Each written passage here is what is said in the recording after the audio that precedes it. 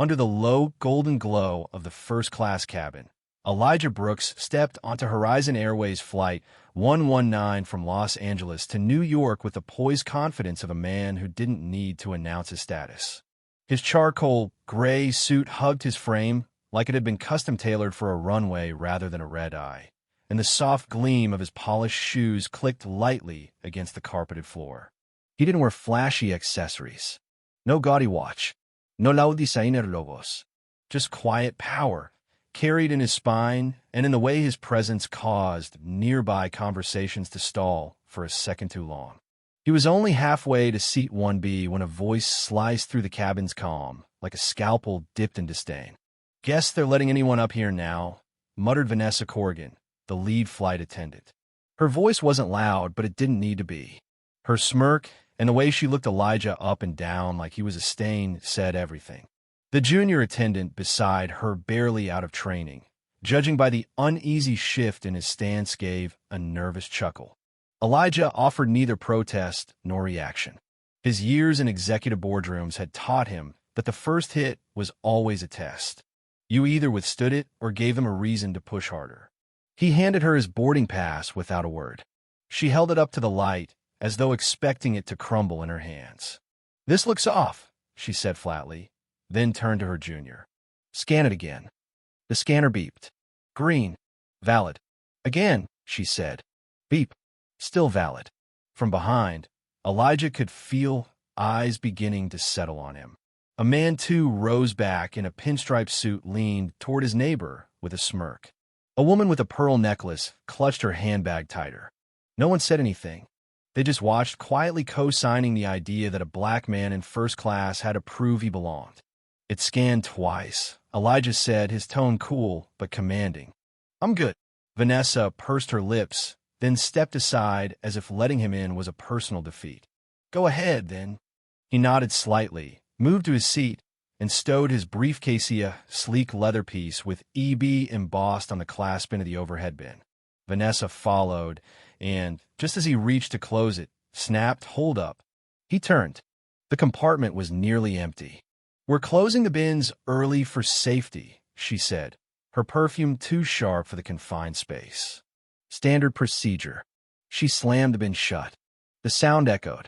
Elijah said nothing. He took his briefcase back, placed it on his lap, and sat down in silence. The leather dug into his thighs, but he didn't shift. He wouldn't give her that. Vanessa turned and walked away, heels clicking with self-satisfaction. Minutes later, a white man in a linen shirt and boat shoes stumbled aboard, dragging a beaten suitcase. "Saw the... late to the party," he said with a laugh. Vanessa's demeanor flipped instantly. "Not a problem at all, mister." "Randall," she said sweetly, lifting his bag into the bin with a grace that bordered on reverence. Elijah watched, said nothing. He'd seen this dance before. He opened his phone and scrolled through final merger documents. Horizon's acquisition of Skylift Air was slated to be announced within 48 hours. A $500 million deal.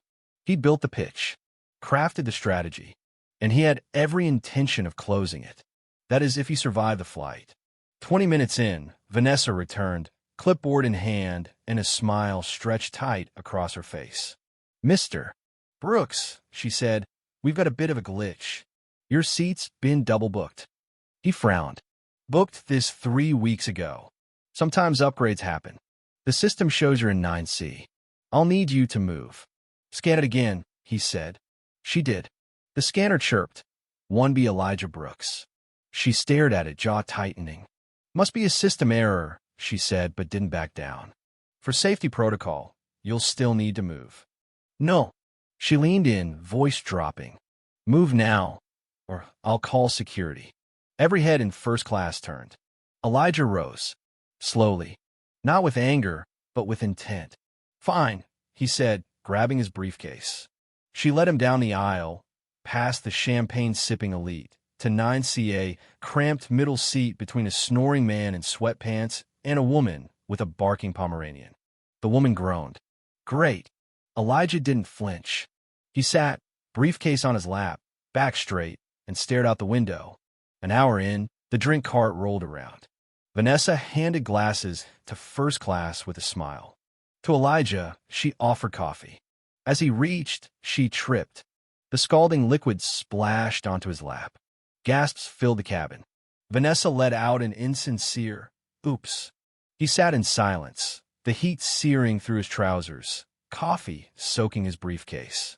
"Here," she said, tossing napkins at him like scraps. He dabbed the coffee silently. Rage simmered behind his calm eyes. She walked away triumphant. The murmurs started. "Why's he back here? Wasn't he in first?" Another hour. She returned. "Mr. Brooks," she said loudly, "we've received a report of tray tampering at your seat. I haven't touched it. It's unstable. FAA safety violation," she said. "You've been marked as a risk." That word landed hard. Risk. Security came. They inspected the tray, the bag, his seat. Found nothing. But the damage was done. Whispers filled the air. "He's aggressive," he argued with the attendant. "He's causing trouble." Then came the flashpoint. 3 first-class passengers approached, led by the bourbon breath man from earlier. "You need to cool it," the man said. "We heard what you did." "I've done nothing," Elijah replied, voice steel. "You don't belong here," the man spat. Security returned. Vanessa pointed. "He threatened me," she said, fake tears welling up. "Right after the interference. I am scared." More lies. The cabin turned into a courtroom. Elijah, without defense. The cuffs came out. They dragged him down the aisle, through the cabin of whispers and disdain. But Thina witness. An older man in 8B stood up. "I saw the whole thing. She's lying. He never touched her." Security paused. The captain confirmed. Galley footage showed no contact. The cuffs came off. Elijah sat down in 9C, hands shaking, rage held back by threads. Vanessa disappeared. But it wasn't over. In Denver, they were both removed from the plane. She on a stretcher, claiming trauma. He in a holding cell. She whispered, "He grabbed me." The medics found a faint red mark. Another lie. He was recuffed. Only after a video review, after his lawyer Carla Reyes burned through half the police department's patients, did they release him.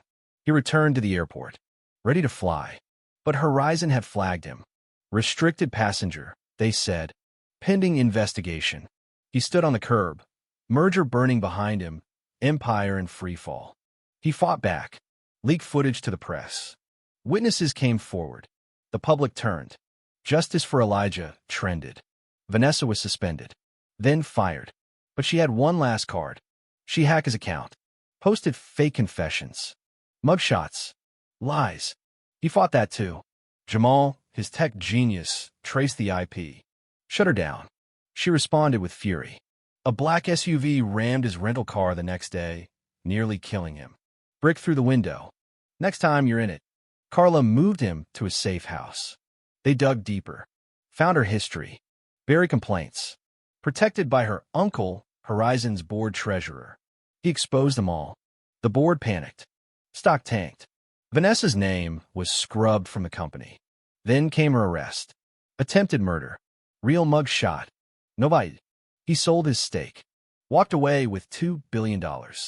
Built his own airline. Private. Inclusive. Transparent. He called it airy. His story became legend. Not just a tale of endurance, but proof that the sky belongs to everyone, no matter where they're told they don't belong.